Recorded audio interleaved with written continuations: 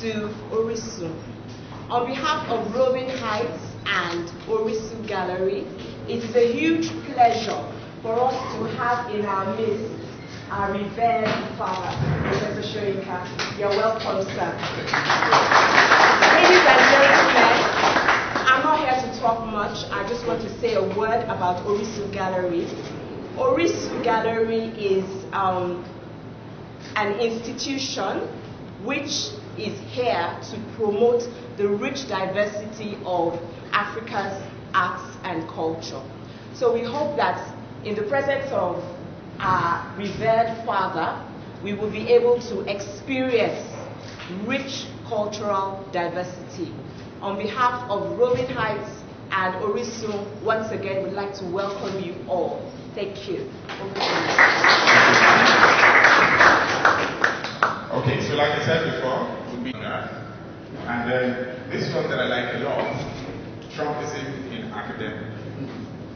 I do like it very much. I hope that you get into it as fast as I did. Which might be a bit tough, but let's not get into it. Let's not get ahead of ourselves. First, Prof, I'd like to say how much of an honor it is. I started to read you as a kid, studied you in school, up to university. I'm really honored that I get to do this. And thank you to Roving Heights as well. This is your first novel. I think we should begin with this one. This is your first novel in 48 years. I mean, aside the short piece of fiction you did in 2011, you haven't published anything that's a work of fiction for a long time. And so some people will have been forgiven for thinking that, okay, maybe Prof is done troubling himself with our matters by writing for us. And then all of a sudden, we're all pleasantly surprised when this came out. So do you want to maybe walk us through the thought process of deciding, well, I'm going to write a book again, and it's going to not just be fiction, it's not going to be plays that I'm renowned for, but it's going to be a novel? Well, the answer to that is quite straightforward. I'm actually this thing hanging on my neck, right? There's a tap of the book right behind me, around your neck. It's working, is it? I know, I just want to make sure it's working. Yes. I have never pretended to be a novelist. I'm not a novelist. I'm basically a theatre person, you're quite right. And poetry, of course, and essayist. So I've always worked in prose. To say the idea of a novel would be an exaggeration, shall we just say that the glimmerings of an approaching novel have been with me for quite a number of years. For the simple reason that certain realities, certain phenomena tend to dictate, to demand their own mode of expression. And one actually dodges that direction or your preoccupations, and sooner or later they will emerge in that particular form which you've been denying. So it hasn't been a deliberate suppression of expression of a particular medium. It's just that those events have found sufficiently gratifying expression in other mediums. But finally, Nigeria took over. Nigeria is very demanding. It somehow got to the stage where things which I wanted to say about this nation, past, present, future, had to come out in the form of fiction. And so you surrender, and you go ahead. So it's not a deliberate act as such. Either the period of neglect of this particular medium, or when it eventually comes out. It's just that things come together, and it seems to you, you just know that it is only that particular format in which those events can be expressed. So it's a very normal process. What is startling for many people is that it took so many years for this to happen. But that's the nature of creativity. If suddenly I found myself miraculously gifted with the talent of painting. I might paint Nigeria tomorrow. Thank goodness, however, I think artists will be just horrified about what I scribble when I try to draw, even crafts. So that'll never happen. It could be music. Yeah. And I've always considered myself a frustrated musician. In other words, I always have glimmerings in the direction of music. So you never know, tomorrow I might produce a musical composition in Nigeria. That's Yeah, but some will call you a painter. I mean, you paint with words. I can have that creativity, or rather the creative license to call you a painter who paints with words, right? So it wouldn't exactly be out of place if we saw you with an easel somewhere. But I actually wanted to talk about the fact, you said you surrendered to Nigeria, so you wanted to write about Nigeria and you had to make it fiction. But it's not the first time you've done a satire that sort of reflected what the Nigerian polity and people are, and you did it in fiction as well. I mean, my first introduction to your work was the Jero plays, The Trial of Brother Jero and Jero's Metamorphosis, and even Kongi, which some people now replaced with your name, was also fiction, and they were both satirical. So we're really talking about prose fiction now. It's interesting you should ask that question. This afternoon, for instance, I went for a light lunch at Sheraton Hotel. They have a small, quiet restaurant there where sometimes, I betrayed myself. I have to look for a small, quiet place. Anyway, so I went, as I was sitting there, I had a recollection of an event that took place there, which nearly resulted in a short story. I'm also a short story writer, by the way. Yes. In fact, I've been looking for my former short stories. I found one or two. And it was something which happened there in that very Sheraton hotel at the open restaurant, not the small one, which is there. Many years ago, I just had a flash, and it could very easily have resulted in a short story. And I think one of the reasons why that flash came about is that everybody is wearing masks these days. And on that occasion, I took my daughter and her husband. I came to an event in Abuja, and I took them out to lunch at the restaurant there. And at the next table, I recovered that episode graphically. At the next table was a family, a man, his wife, and about 3 children. And the wife was masked. And when I say masked, I mean the full works, the one I'm talking about, top to bottom. The children were open-faced, the husband, open-faced, everything, eating. And she was totally masked. But she was also having lunch. And she would lift a corner of the mask, and a spoonful of rice would disappear and come back emptied. And I watched this for a while, and as I watched, I got really worked up. There were the children, the husband, eating like normal human beings. So I said, what's the matter with her? Does she have a communicable disease? And I was going to title a short story flashed through my head at once, communicable disease. And so I went on, I said, why she did that? And my daughter, who's married to a diplomat, by the way, they were both there. I said, shh, Daddy, shut up. Please, that's enough, that's enough. I said, no, what's wrong with that? I had never seen that before. Oh yes, I'd seen women in total, mask. But I'd never seen one actually engaged in eating in public with hat on, without flap. So, just this afternoon, just a couple of hours ago, I remember that short story, which I never wrote. But then it's been overtaken by events. I've expressed myself about extremism, fundamentalism, bigotry in other directions. So I lost that completely.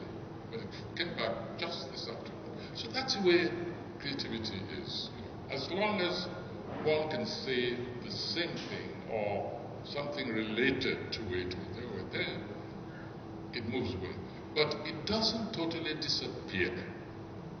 It cannot disappear, especially in this environment where we are now plagued by extreme fundamentalism of the most horrendous, murderous, and nation-destroying kind. So all those the combination of all those details brought back that episode without any question. That's the way it works. Okay, thank you very much, Prof. To give us a bit of context, Prof will not be reading from this book today. He'll be reading from this one. So we will dwell a bit on this one so you can get an idea of what this is about, for those of you who haven't had the pleasure of reading it yet.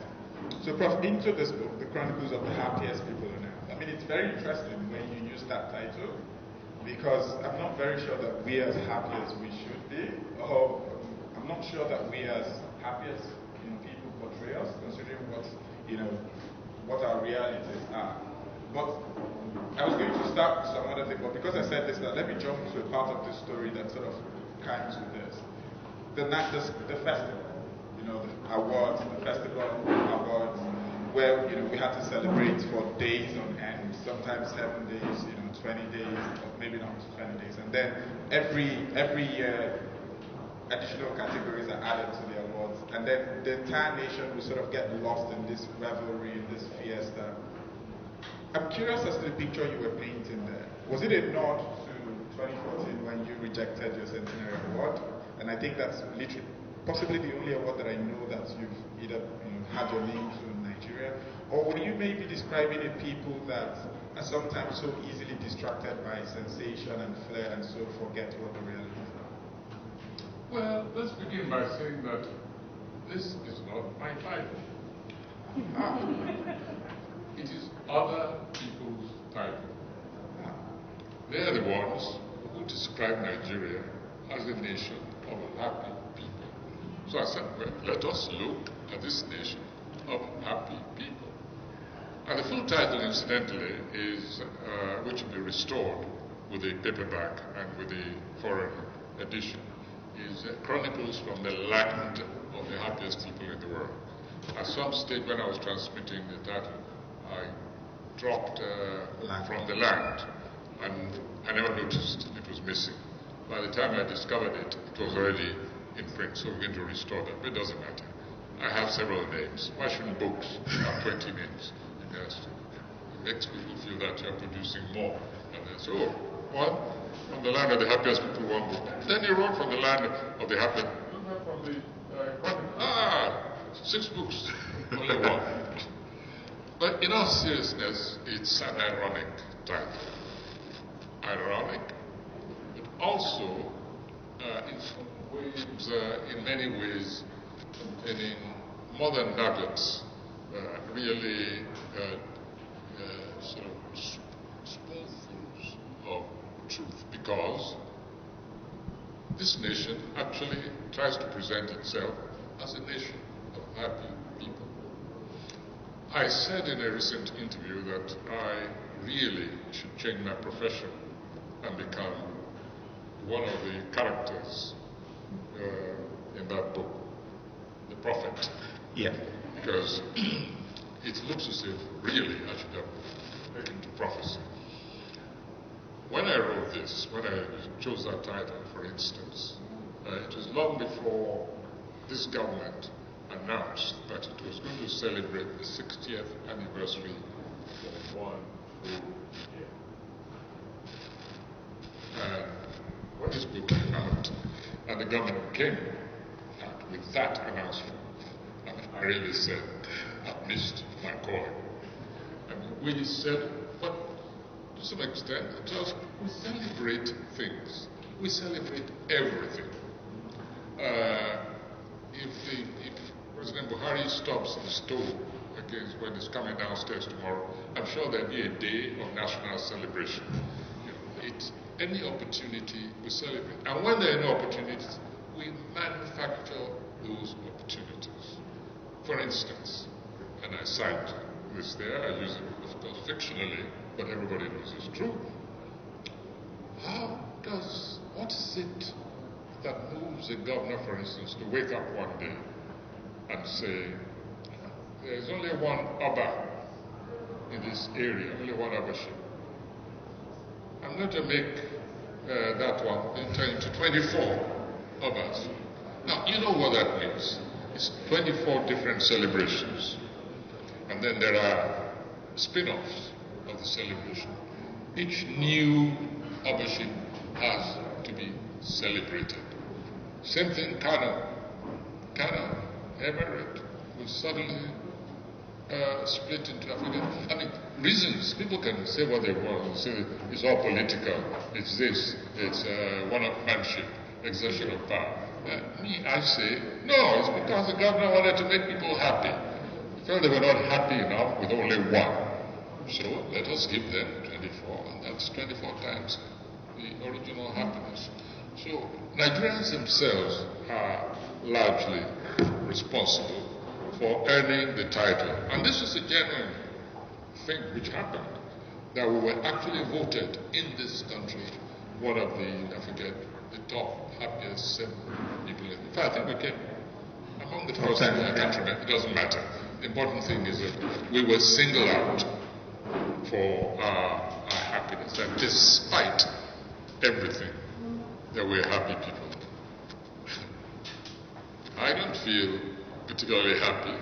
No. I don't think I've felt happy as a Nigerian for many years now, to be quite honest.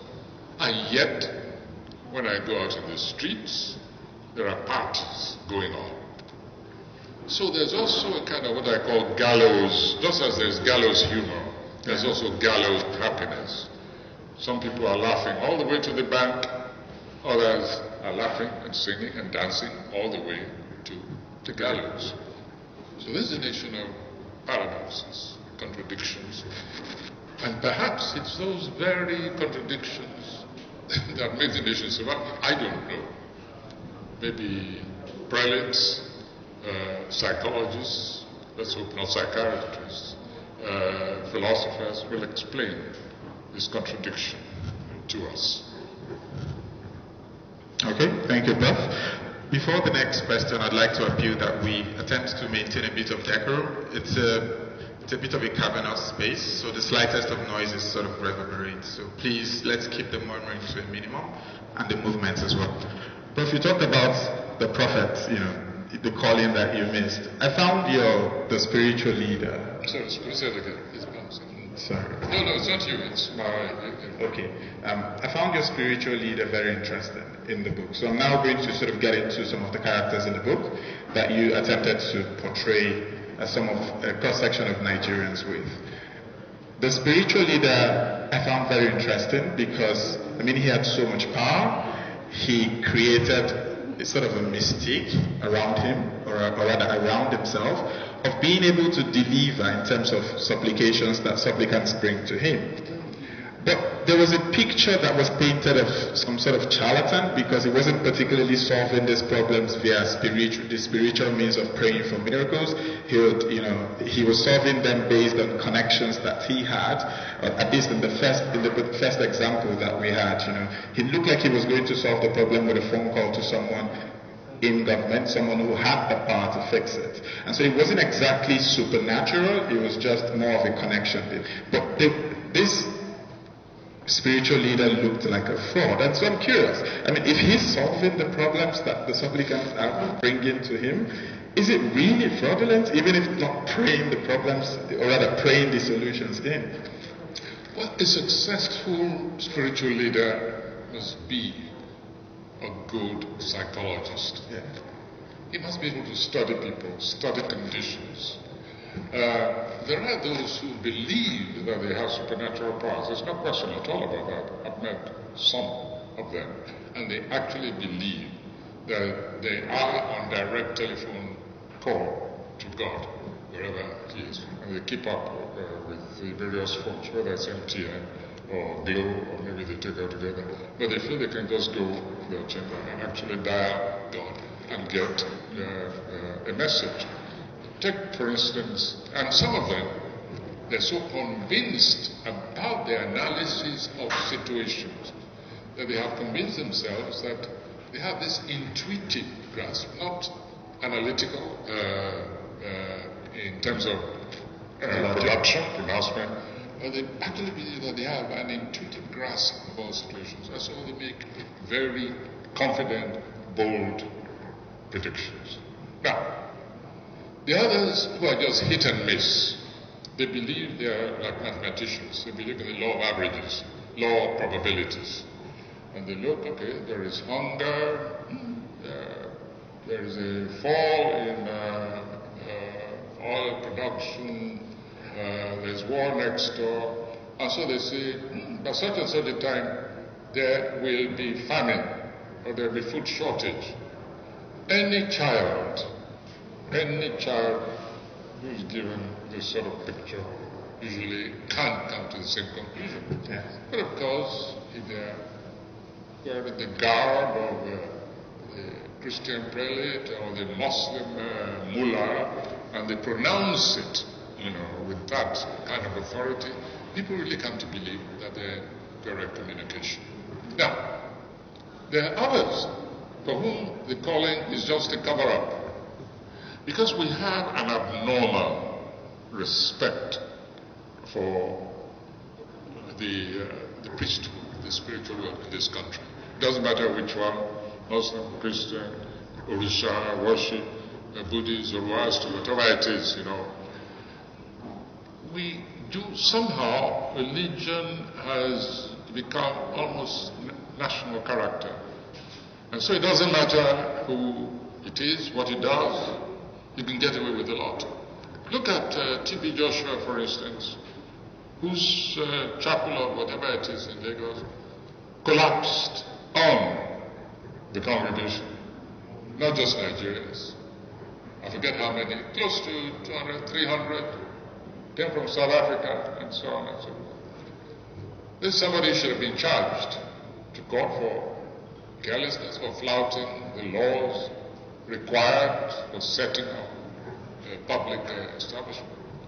The next thing he said that, it was an Air Force plane which was circling around and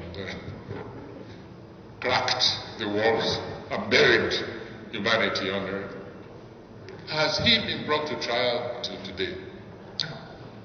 They got the architect and so on, and the case has been going on. The important thing is the ultimate responsibility is whoever gave the orders for several flaws to be placed on top of that. And you go back a few years, there was a plane crash, many years now, I've forgotten it. Pilgrims going to the Hajj, and their plane crashed somewhere in Cannes. And the history of that plane was not a secret. It is well known. Those who chartered it were responsible for the deaths of all those people. And what did they say? They said, it was an act of Allah. That whoever was responsible was a murderer, a mass murderer. He got away with it. And this is what goes on all the time. And that's why some of these fake Orisha worshippers also get away for so long with mutilations, with butchery, with ritual killings. And I use the expression deliberately, fake Orisha worshippers, because they're not genuine. And then we have people, the amount of butchery that goes on in this nation, in the name of religion, is what led us to where we are today. Now, for a long time, these extreme homicidal maniacs who call themselves Islamic truth peddlers have now morphed into undeniable killers in the name of the spirit. You see, we just let things go. Somebody is a pedophile, a proven pedophile, serial, not even one, and also cross-border sex trafficker of juniors. This pants down, literally. But he says, oh, my religion does not forbid me to copulate with juniors. So he gets away with it. Becomes a legislator. He was a governor. In the name of religion, the defiling children, vaginal fistula became almost an epidemic in that area of the nation. Even his fellow Muslims, including a former judge, to say, I'm a Muslim. This is not what is not. And stop citing the Prophet Muhammad, he said, because Prophet Muhammad only underwent the nuptials. He did not consummate the marriage. No, it doesn't matter. Once Islam is mentioned, once Christianity is mentioned, anything goes. And so, there we are today. Butchery, kidnapping, the violation, the traumatization of children in the name of religion. But of course, we granted these religions impunity and immunity. We have people being beheaded, their heads paraded in the streets, because they are supposed to have insulted a religious avatar. We have a musician whose name Bala. He was cited for blasphemy, sentenced to death in the name of Islam. The courts have said, set this man free. He exercises freedom of speech. The United Nations has demanded the release of Bala from prison. Till today, what's up? Once it's religion, a kind of sensitivity comes about. As if religion is not about human beings any longer. So any company, person seeking power, seeking to manipulate the population, seeking to rob, to dehumanize, once it starts religion, I don't care which one, immediately there's an aura around it. We have to really sit down and understand how our present dilemma began, this crisis, how it began.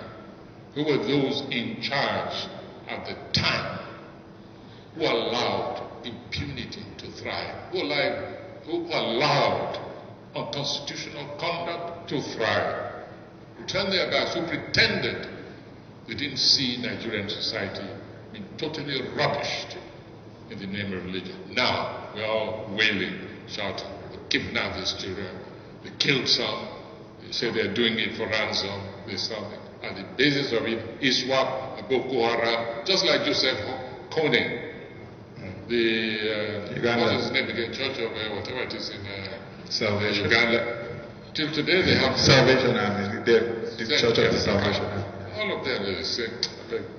Anyway, around that area, so they come. Wasn't there another one from that area who came here? I was forcing his parishioners to swallow live snakes to show how that they believed in God. Swallow live snakes and toads. And if it bit you in the throat, it meant you didn't have any faith. They got away with it. So religion has become, just an excuse for all kinds of obscenities in this country. And we're paying. The consequences are with us right now. And we're all wringing our hands. Okay, bro. Sorry, I diverted. What was your question? Yes, but you got 2 minutes left. But let me see if I can bring you back with the next question. Then we'll move to the next book. I want to interrogate the psyche of the average Nigerian using one of the characters that you mentioned. The psyche of the average Nigerian, using one of the characters that you mentioned in the book. Now the supplicant, the seeker. You've talked about the prophet, the religious leader. Let's talk about the follower now, who came to ask for favor. But I want to do that not particularly in the frame of religion, but just more away from religion a bit. This particular supplicant would be someone that we would not deem worthy of the favor that she wanted to be granted to her. Her desires, you would actually look at her and say, well, you're not worthy of getting this. But she was so sure that if she had paid, those tithes and offerings for 1 year, attended unbroken, done all of those sacrifices, then she would merit it. And now, not particularly on religion, but this is also a bit similar to the average Nigerian in terms of the miracle that we expect to come our way, the kind of jobs we want to get, whether it's political aids or one appointment or the other, that we know we do not deserve. But we believe that if some way or the other we're lucky to get that, or we're able to plead enough, or get lucky and get that particular job. So the question then is, if we know and are willing to accept our failings or our unworthiness and overlook that when we see these opportunities, then where does our victimhood begin and end, and where does our own complicity as Nigerians then begin? Let me begin by saying that to just go back briefly to that character. Sure. Actually, in many ways, I find that crook, that charlatan, far more noble than many of the characters in that book, because he's very frank. He says, it's a business, and I am going to tackle this like a mega business. So he's sincere, and he does his homework. He studies the society, he's been through West Africa, he's seen the other religionists, and he's decided, this is the line I want to pursue in order to absolutely dominate the term. Now, how to win people away from this dependency syndrome, which then escalates in terms of price. Okay, for instance, let's begin from the money changers. Let's take money changers. There are those who actually believe that money doublers, money doublers, who believe that if you put money inside an envelope and you put maybe a few strands of pubic hair inside that envelope, male or female, and you put a drop of menstrual blood on it, and then you get either a prelate, no matter which religion, to just wave his or hand over there, and you bury that envelope somewhere. When you come back a few days, the money inside that envelope would have thousandfold multiplied. And of course, the first time they do that, they make sure that you get your money back 1,000 times. So you go and bring a lot more. This time, your prelate is gone. Absolutely. They made you borrow money. They made you mortgage your house. Just bring the cash. And once this ritual is over, you're going to become innocent. You have millions of people who've been taken in by that kind of. Now, it's one step beyond that. That becomes the problem for the rest of us. Because once you've taken the first step, you lost everything. That same priest can come back and say, you know something, the ingredients were not powerful enough.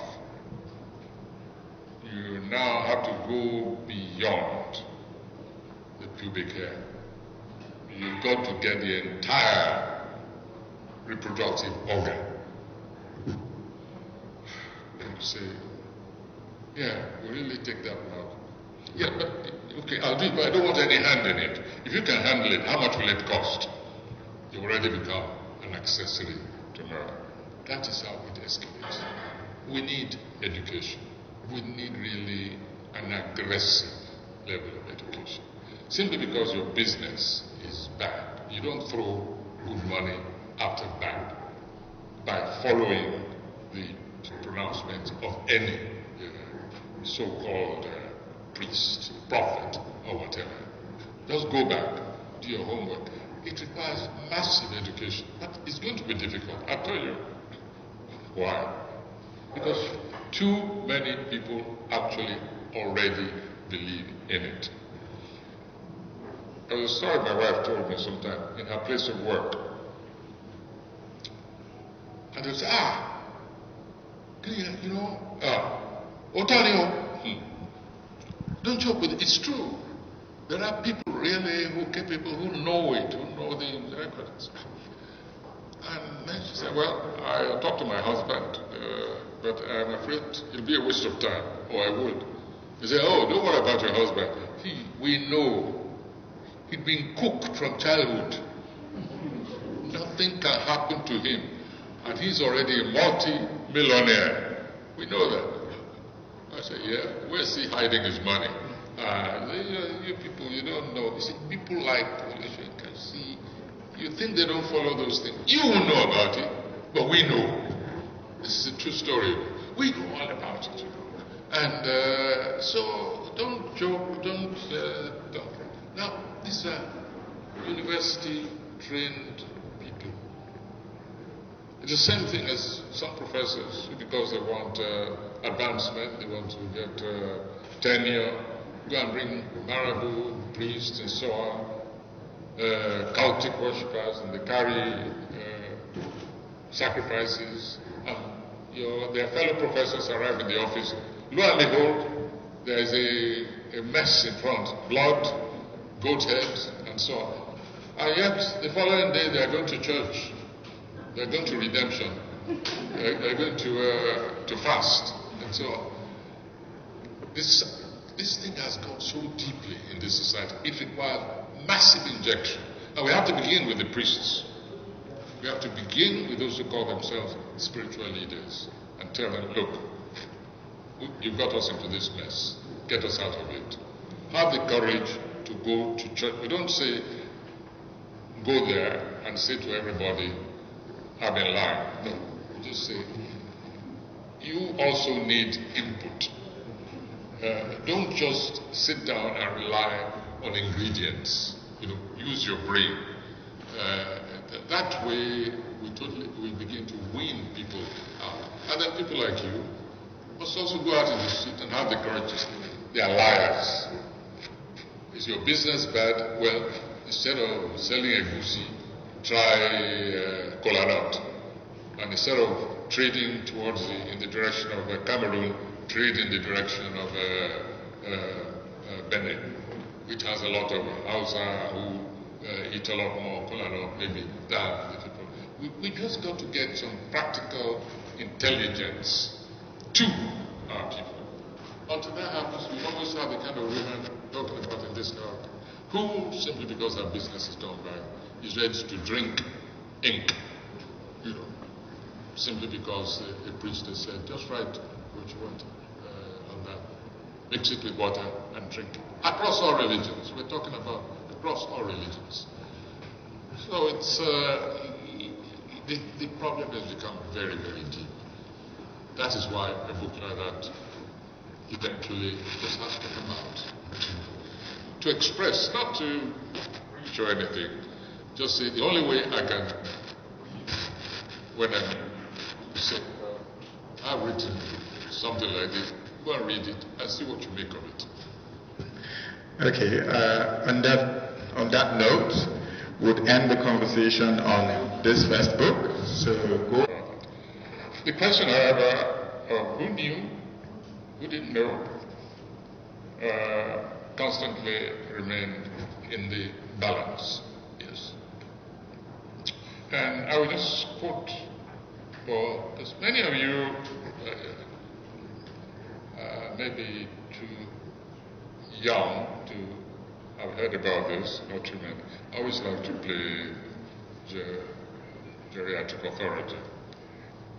Oh, what's happened here? Yes, I know. I brought it back to that. No, I also. Oh, there it is. I think I brought this one. This is a book by a certain woman called Caroline Davis. African Literature and the CIA, subtitled Networks of Authorship and Publishing. It's published by Cambridge Elements, and it had appeared as online publication on this academic platform for, I think, for quite a while. I got to hear about this just towards I think end of January, no, December, I think, online. And I was astonished by a claim. I mean, opinion is free. Who profited, who benefited, did they know, etc. People are free to speculate for the rest of their lives, do no other business. But when categorical claims are made and presented as fact, that is where Wahala begins. And this is what this woman, Caroline Davis, a daughter of apartheid, has done. Sweeping a whole generation of African writers under the brush of the CIA, picking facts here, there, and of course, in the leadership position, Coconut Head himself. And I wondered, what on earth is the motivation? Why try and sort of corral everything that came out of the African continent during that period as being CIA inspired, supported? It was like nothing else has been happening culturally on the African continent until CIA came on the scene. You hear the language, we want to tell our own story, from whether it's Guguwa Thiong'o, Chinua Achebe, Chinamanda, etc. The outcry of African writers has always been, it's time we told our own story. And for the past few decades, many African writers actually believed and continue to believe that they have been telling their own story. Now, here comes a new claimant. Instead of the Joyce Careys, now it's the CIA which apparently, according to this woman, has been telling the African story. Now that's a very large claim. That's a very arrogant. It's another aspect of this imperialist takeover of other people's products, whether it's cultural or material. And for this to come from a writer who belongs to that section of society in which Rhodes Scholars are considered the cream of fellows in academia and the creative world. They're all over the place, they meet every year. They're in Cambridge, etc., they form clubs. Rhodes is one of the most villainous imperialists this continent has ever known. He's even considered the father of apartheid. And yet, scholars are producing, as a result of their benefit from Rhodes Scholarship, which have been created, perhaps to assuage conscience here and there. But no, we don't hear about them being creatures of the Rhodesian philosophy. No, their works are accepted as being autonomously produced.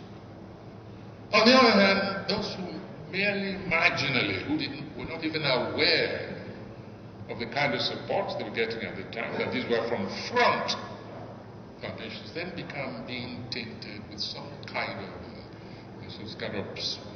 sinister coloration. I just wonder when works, creative works coming from this continent will be accepted and treated in their own right without being handed over, whether to the Frobeniuses of the world who give a culture, transfer it to another culture because they don't like it belonging to this particular area. You know, there's a kind of continuing arrogance, imperial and arrogance, which one thought was fading away. So let me very quickly just read you a section, just to make you understand that no, this is not fictitious, that CIA actually infiltrated cultures and institutions all over the world. That's a given fact. The document of the CIA, which set out this program of cultural infiltration, had on its list, its shopping list, A, get books published or distributed abroad without revealing any U.S. influence by covertly subsidizing foreign publications or booksellers. B, get books published which should be, quote, contaminated, which should not, I beg your pardon, which should not be, quote, contaminated by any overt tie-in with the U.S. government, especially if the position of the author is, quote-unquote, delicate. C, get books published for operational reasons, regardless of commercial viability. In other words, subsidize away.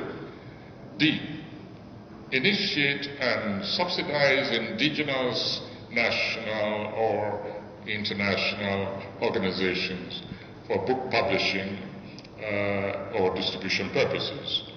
E, stimulate the writing of politically significant banks by unknown foreign authors, either by directly subsidizing the author, if covert contact is feasible, if covert contact is feasible, or indirectly through literary agents or publishers, etc., etc., etc.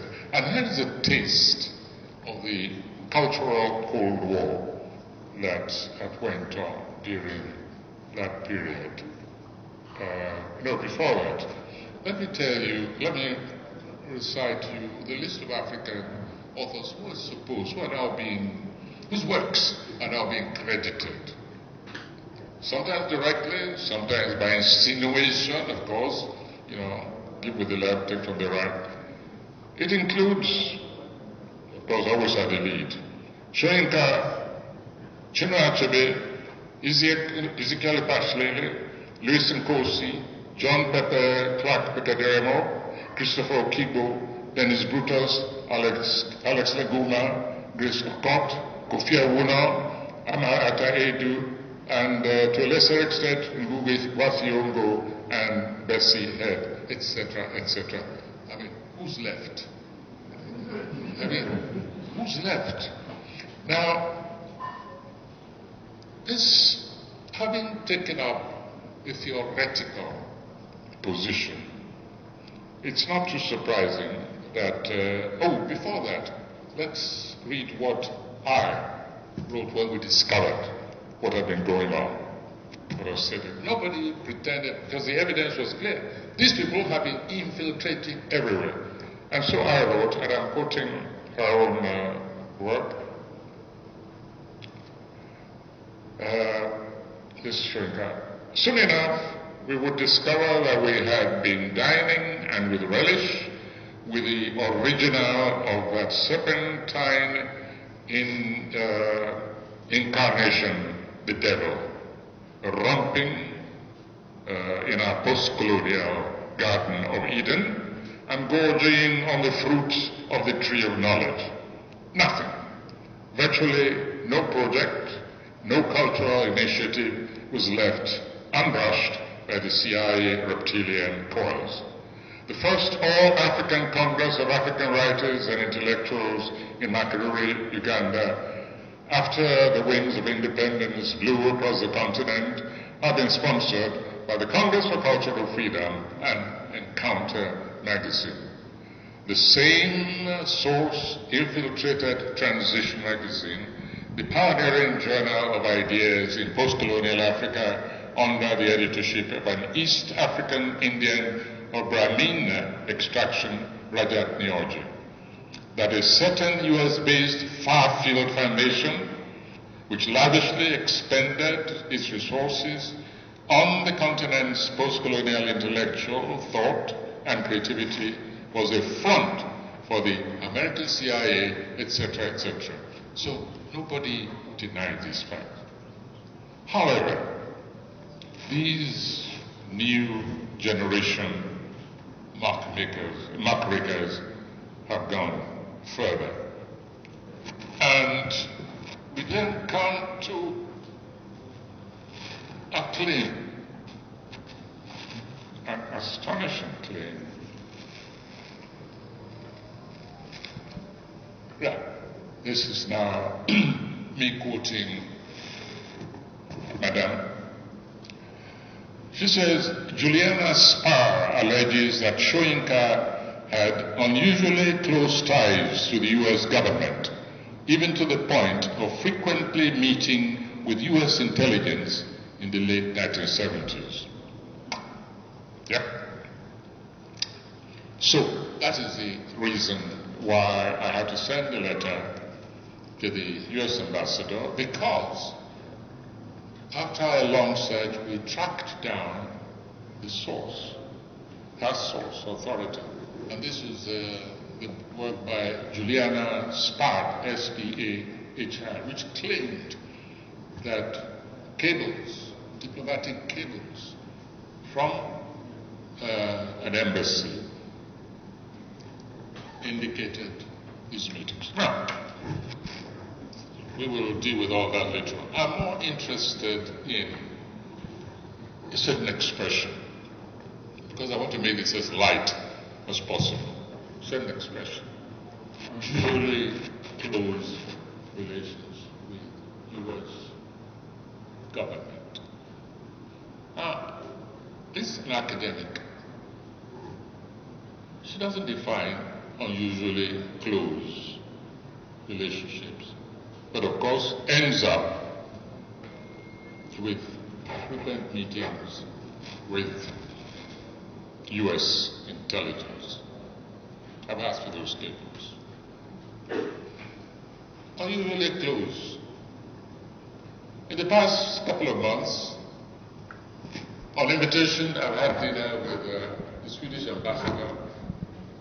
Present were a number of other ambassadors, Turkey, Czechoslovakia, I think Netherlands, etc., etc. The following day, I also had right here a meeting with the U.S. ambassador, and later in Lagos, I also met with the with the lunch with the U.S. Consul General. And sometime after that, I deliberately wore, because by then, I deliberately wore my false astronaut uniform, which I was given at NASA in San Jose. When I went from experience in weightlessness, I got a free ticket, a free ride, floated, pretending I was a spaceman. Wrote a poem about it for children below the age of 90 plus, which I recited on World Poetry Day wearing that kind of uniform. And that's been the nature of my relationship with many embassies in this country. I have a poetic daughter with the Indian ambassador, maybe not this one. I had a close relationship with the Cuban ambassador, Mazzola, a few years ago. He's left now, there's a new one there. I haven't resumed my close relationship yet. So close, in fact, that I was eventually decorated with the Felix Varela Medal. And I think the U.S. ambassador and U.S. government and Cuban government, even till today, don't quite see eye to eye. I had such close relationships at one time with the Hungarian embassy under Gowon, that General Gowon sent a message to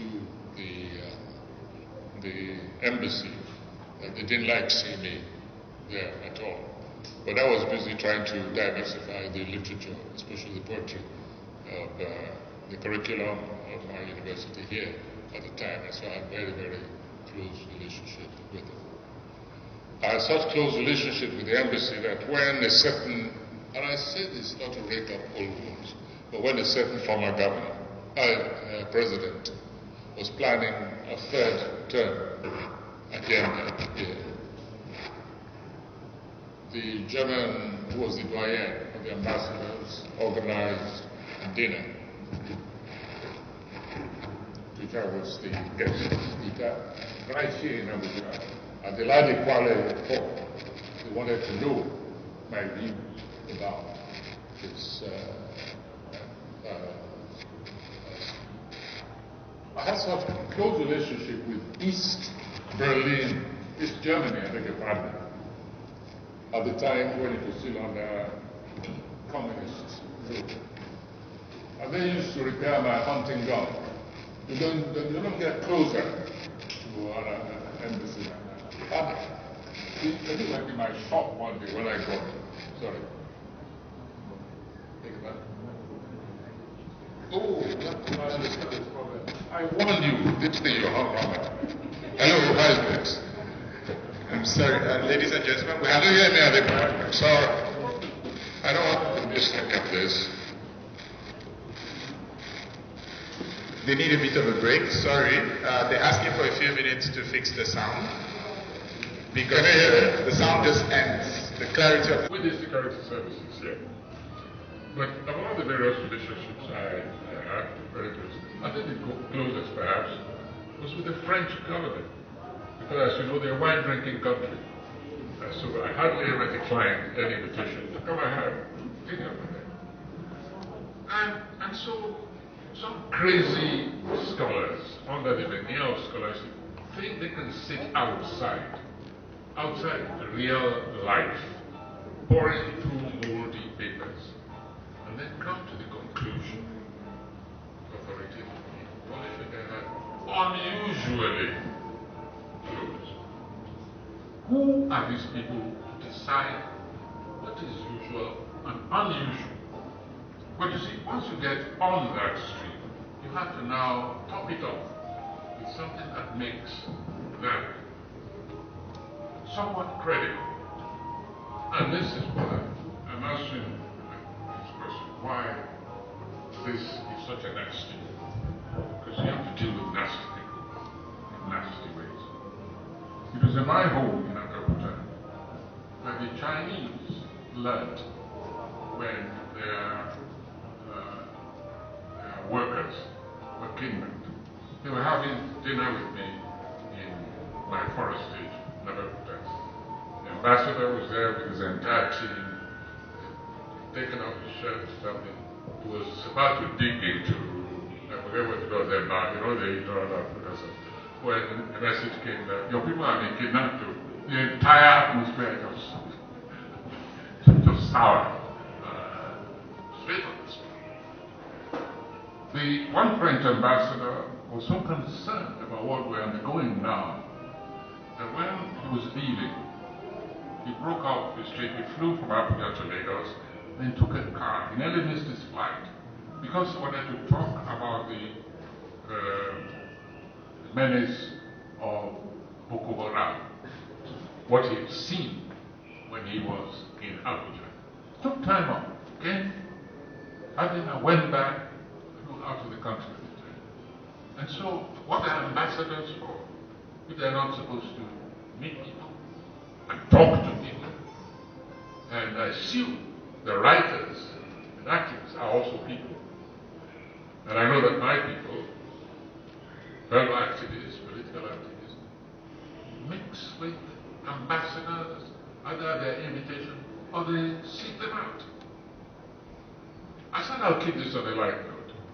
When I read something like you met frequently with US intelligence, I trawl through all my experience with embassies and so on, and with governments.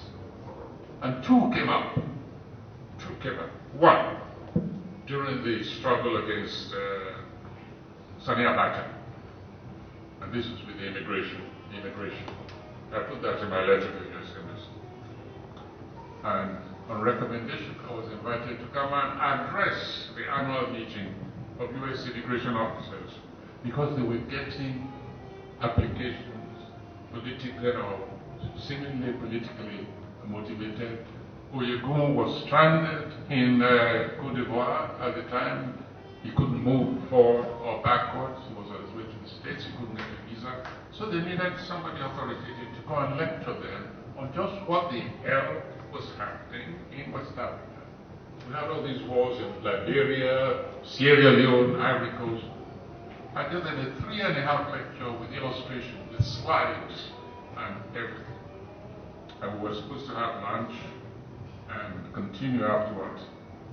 And when I went to lunch, I found they were serving just hamburgers, no wine, only soft drink. So I said, I'm sorry, I'm going home. If you like, I'll come back. But after 3.5 hours, lecturing to you, you have to come back with sandwiches and soda. I said, sorry, my home is not far. It was in Anaheim. Go and check it out. And during that, something actually interesting happened. I had a blackboard, I had all this pontificating away, one to two places, Sagendo, etc. And then I turned around. And the hall was empty. There was not one single person in the room. Repeat. I was standing there lecturing, talking to the man.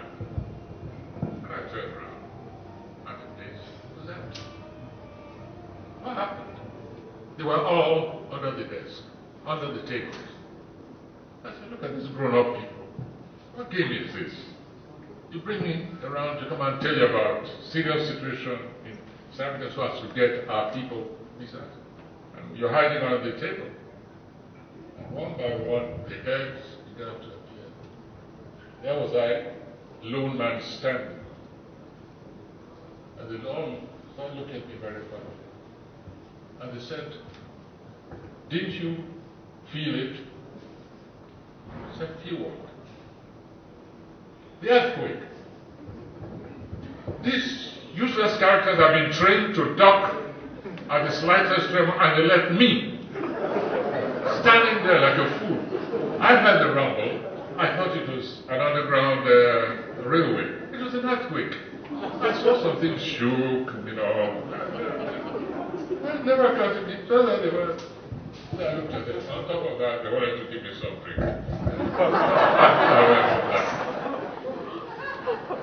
Second one was right here in Nigeria. That was in Anaheim. And it was under a quote-unquote civilian regime. Again, it had to do with kidnapped people.